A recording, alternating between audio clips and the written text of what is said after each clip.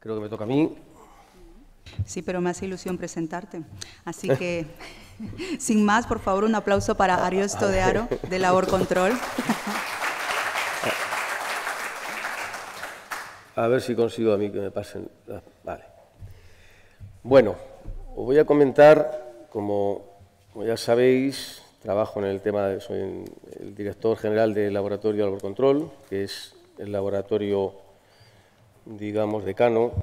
Ya son 20 años. Fue el primer laboratorio acreditado en España en control de calidad de geosintéticos por ENAC.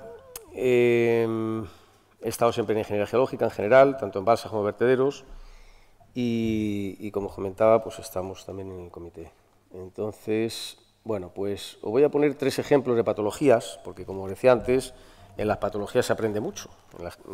Y cuando estás en control de calidad, los de CEMOSA lo sabéis y demás, cuando, digamos, un director de obra o un proyectista, pues a lo mejor está en 10 balsas al cabo del año, pero en control de calidad estás en 80. Entonces tiene mucha casuística, está continuamente llegándote casos, tanto en control de calidad de obra como en control de calidad de geosintéticos. Entonces te vienen muchas patologías y te vienen muchos ejemplos, ¿no?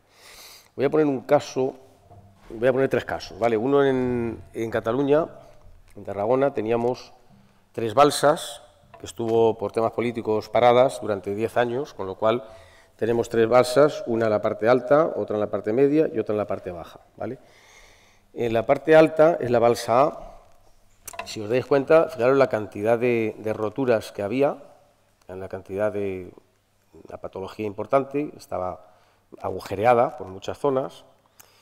Incluso esto de aquí son marcas de animales, de jabalíes concretamente.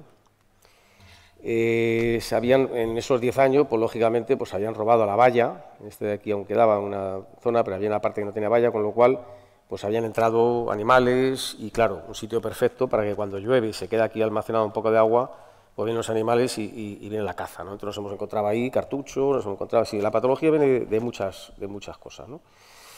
Y solamente había 2, me parece que aquí, ahí se ve, había 2 roturas en lo que es la soldadura, ¿vale? 2, no demasiado grandes, pero había un tramo a lo mejor de 2 metros, 3 metros de rotura en soldadura, ¿no?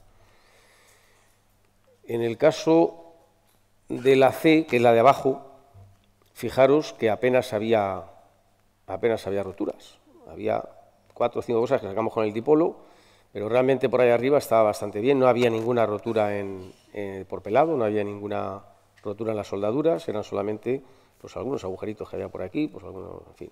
También de animales, muchos de picotazos o de lo que sea, 10 años, la verdad es que es una maravilla, ¿no? Bueno, pues, y preguntaréis dónde está. Y la C no la pongo. La C desapareció, ¿vale? Entonces, claro, el director de obra, de ahí de la Agencia Catalana de tal, decía, bueno, ¿y entonces esto qué pasa aquí? O sea, ¿por qué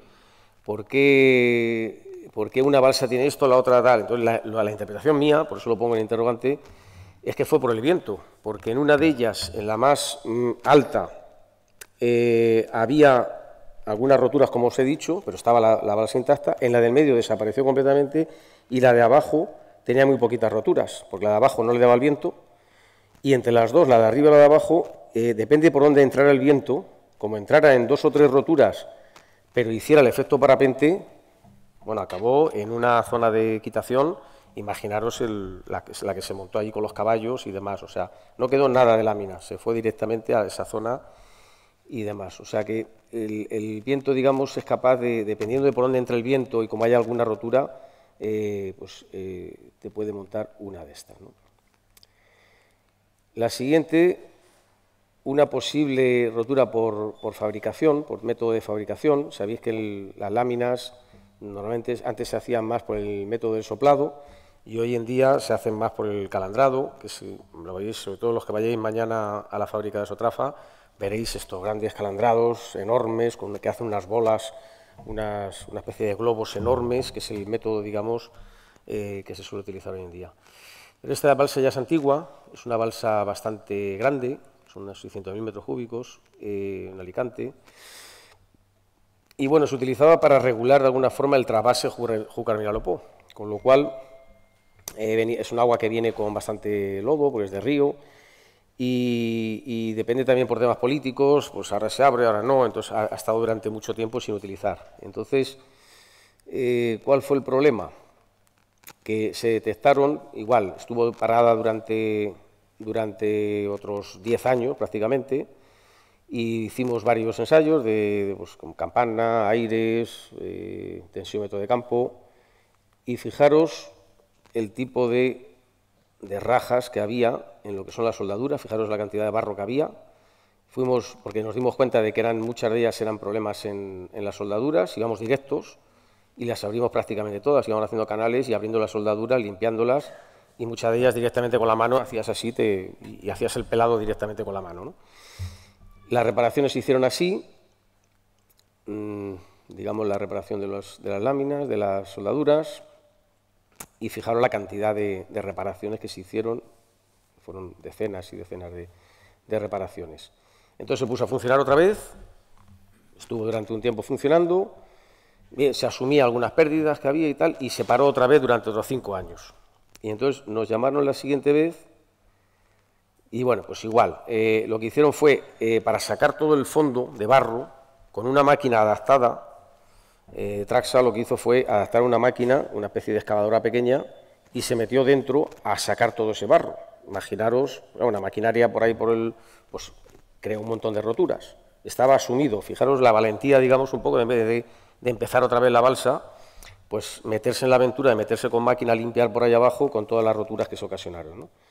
Pues igual, decenas y decenas de roturas, se hicieron reparaciones sobre todas ellas, antes que empezara otra vez la balsa de nuevo, y lo que hicimos, bueno, dipolo, sabéis que el método dipolo es un método geofísico, que se le mete una carga por fuera, una carga eléctrica, y aquí un dispositivo, como si fuera un tester, te va diciendo si tienes algún tipo de rotura, ¿no?